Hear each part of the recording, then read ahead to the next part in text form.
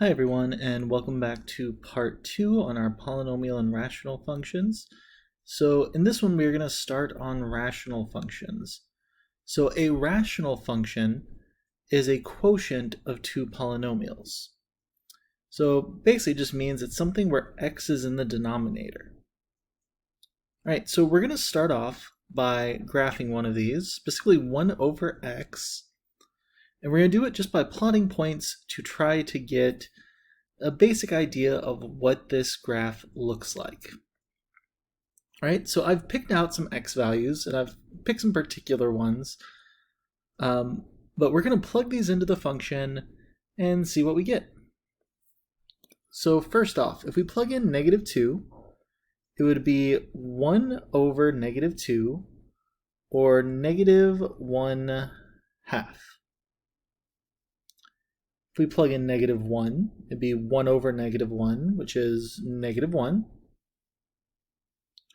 If we plug in -0.5, this is where you may have to start using your calculator, which is perfectly fine, but that would get us -2.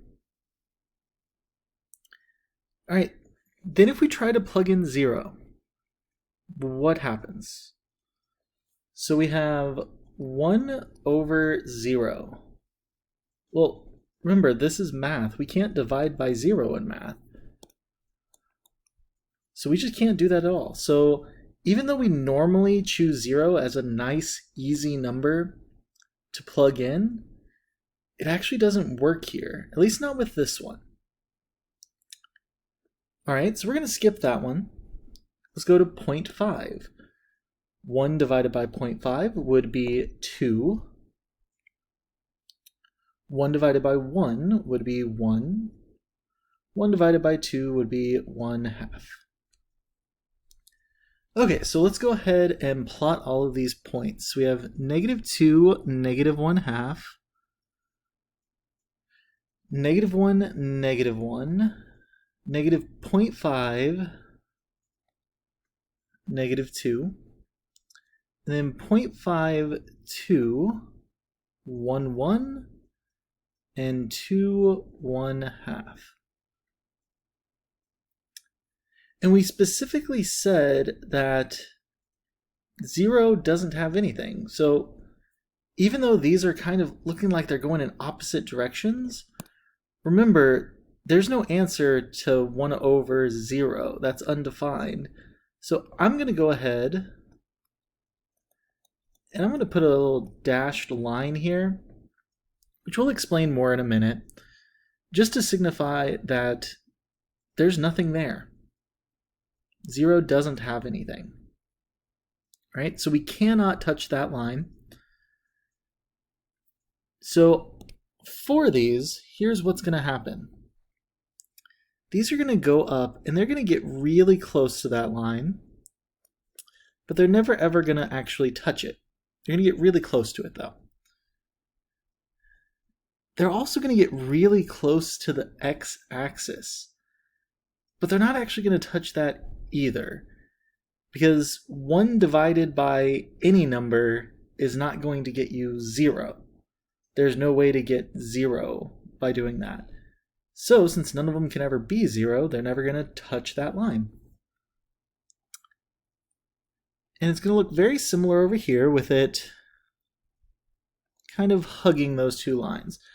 And since I said that they can't touch this line either, I'm also going to go ahead and put a dashed line there.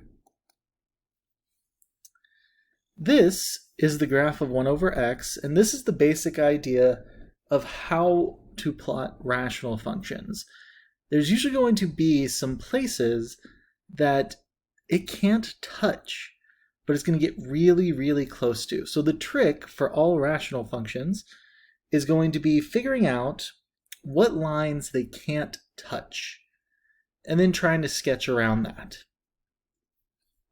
Okay, so I've said a line we can't touch enough at this point. Let's go ahead and define that.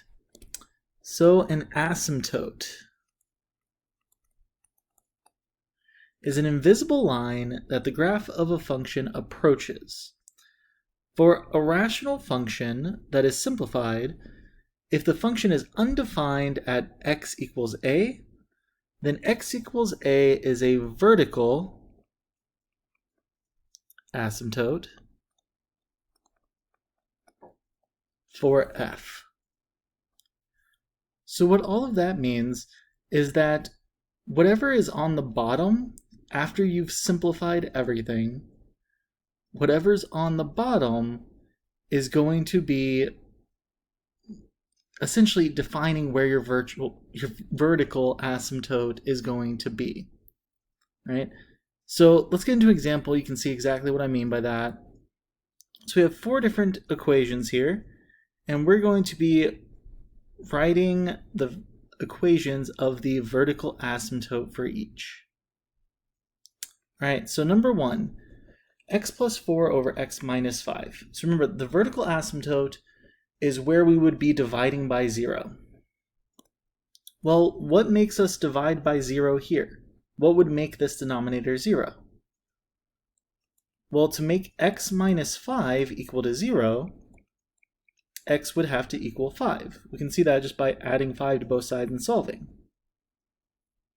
So, x equals 5 is actually our vertical asymptote, because we do not want x to be 5. If x is 5, then 5 minus 5 is 0, and we're trying to divide by 0. All right, number 2. This bottom this time is not actually factored, so we're going to go ahead and do that first. Okay, so we have x squared plus 2x minus 8. If we factor this, we'd end up with x plus 4, x minus 2. So if I go ahead and rewrite that function, it's x plus 2 over x plus 4, x minus 2. So again, all we care about is the denominator equaling 0. So all we're going to pay attention to is this part. What would make that equal to 0? Well, if either one of these, x plus 4 equals 0, or x minus 2 equals 0, then the whole bottom would be 0. So that means x equals negative 4 would cause it to be 0, and x equals 2 would cause it to be 0.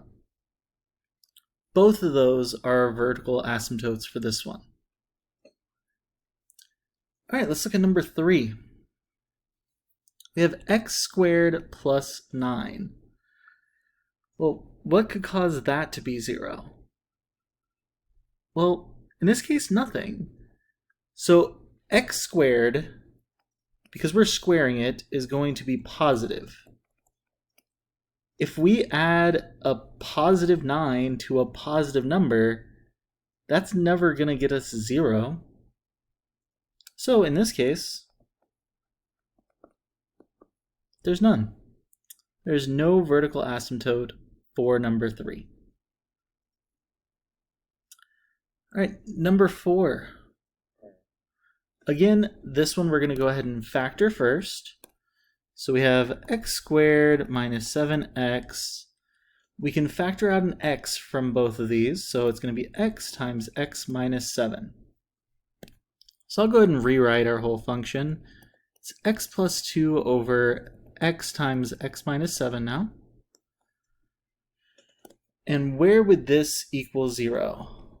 Well, when x equals 0, or when x equals 7.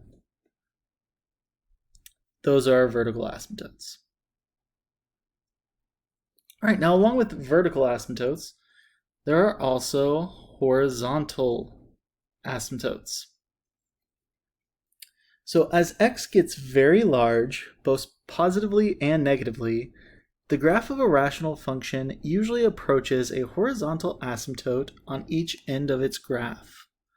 Consider the following function and the corresponding table of values. So if we have x plus 2 over x squared plus 1, I went ahead and already plugged in some x values for you. That way you don't have to do it, right? So as you can see, as we get more and more negative, these numbers are getting really small. In fact, they're kind of going towards 0 as this one goes towards kind of negative infinity. For the positives, as these get bigger and kind of go towards infinity, these are also getting smaller and smaller and smaller and look like they're getting really close to 0 as well. That's a horizontal asymptote. As it goes out further and further, it's going to get closer and closer to this number. Now there's 3 cases for horizontal asymptotes.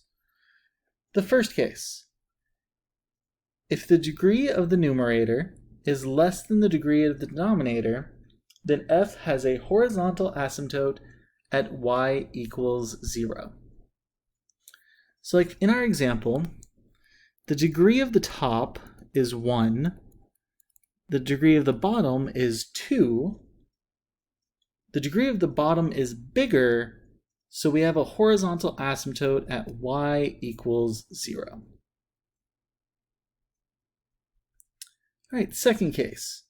If the degree of the numerator is equal to the degree of the denominator, then f has a horizontal asymptote at y equals the coefficient of the leading term in the numerator over the coefficient of the leading term in the denominator.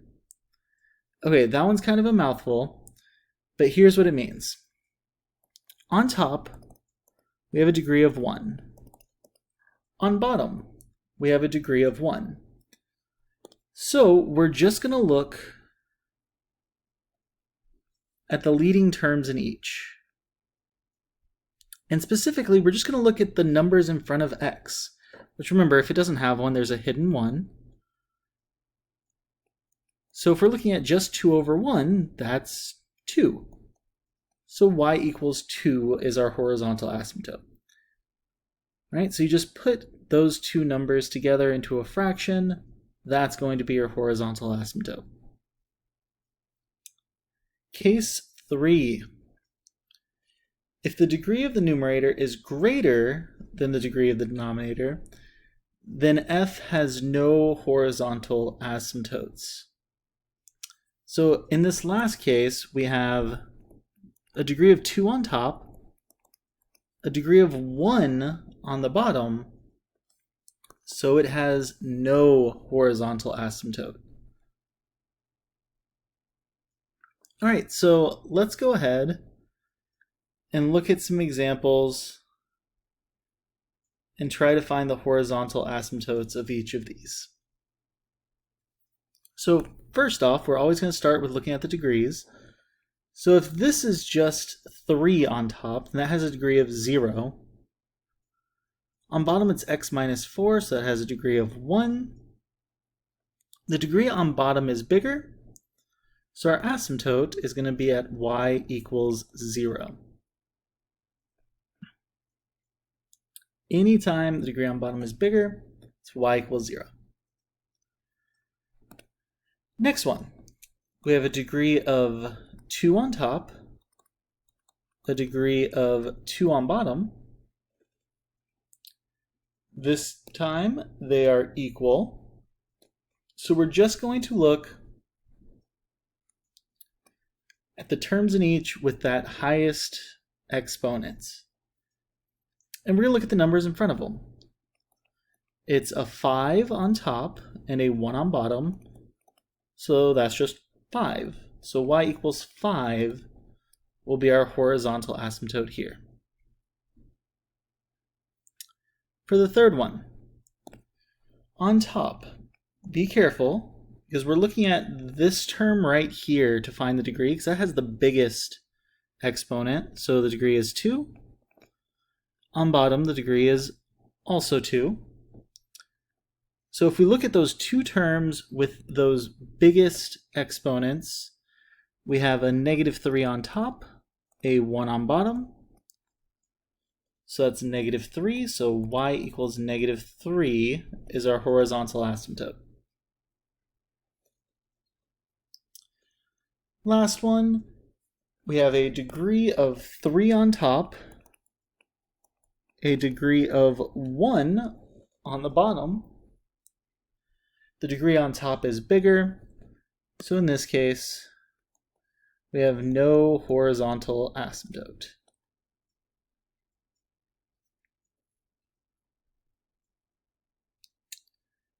Okay, last little piece before we start trying to graph some of these things.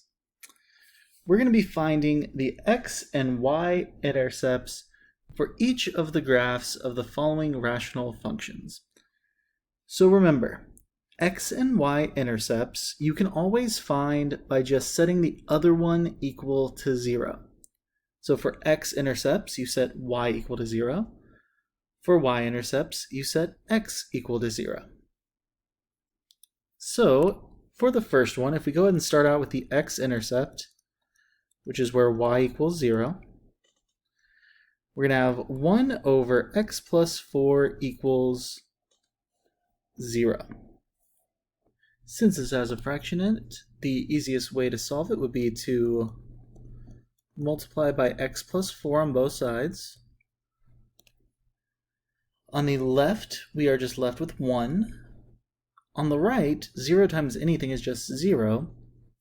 Well, 1 does not equal 0, so there's no solution to this, so there are no x-intercepts for this one.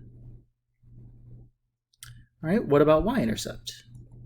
So for y-intercept, we set x equal to 0. So that's going to be 1 over 0 plus 4, or 1/4. So we do have a y-intercept. It is at 0, 1/4.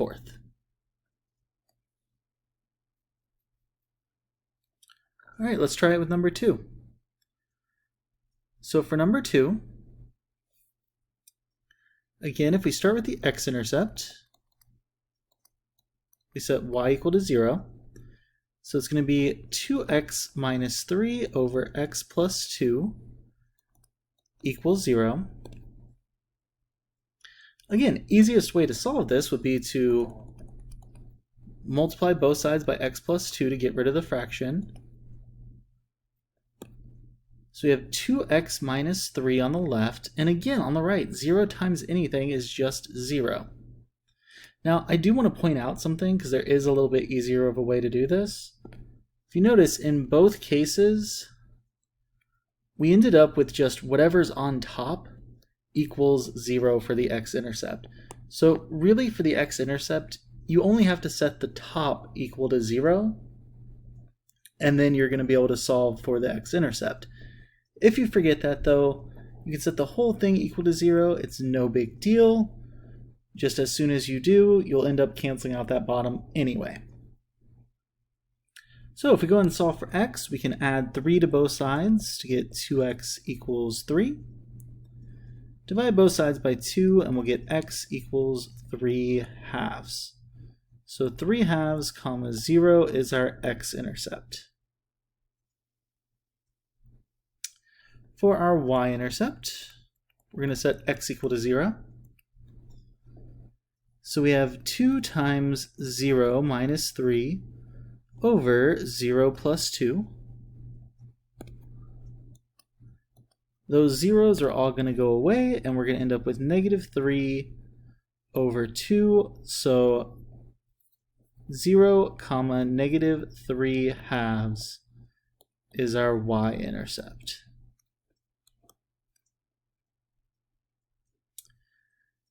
All right. Last one. Again, let's go ahead and start with the x-intercept.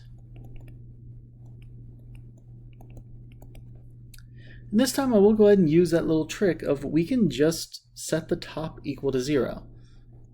So we can just set 3x equal to 0, divide both sides by 3, and we get x equals 0. So 0, 0 is our x-intercept. For our y-intercept, we're going to set x equal to 0. So we have 3 times 0 over 0 squared minus 7 times 0, plus 10. All of those zeros are going to cancel out and go away, so we just end up with 0 over 10, or 0. So our y-intercept is also 0, 0. All right, and this is where I'm going to leave off for this part. There is going to be one more part to these videos that is going to be putting all of this together and actually graphing some rational functions. So I will see you in part 3.